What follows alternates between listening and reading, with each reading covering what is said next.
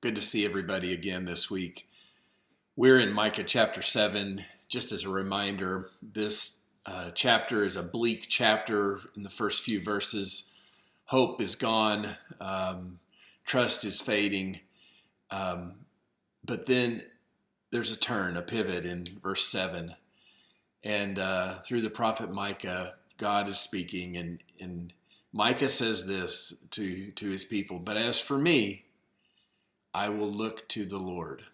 I will wait for the God of my salvation. My God will hear me." We've examined those phrases so far. And then today, what he says is another affirmation of both trust and hope.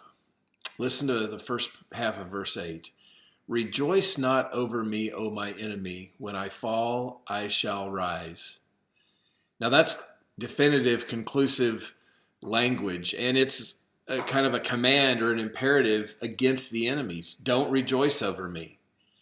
When I fall, and so there's sort of this inevitability of a fall, I shall rise.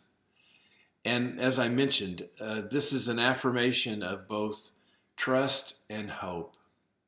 So in our lives, don't we all need a dose of trust and hope to keep going? We can trust in the Lord, who will make all things right in His time.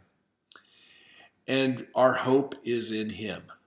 It's not in circumstances. It's not in outcomes we can engineer, etc., because all of those are undependable and can fail and can fade away. But God remains, and God is ultimately trustworthy.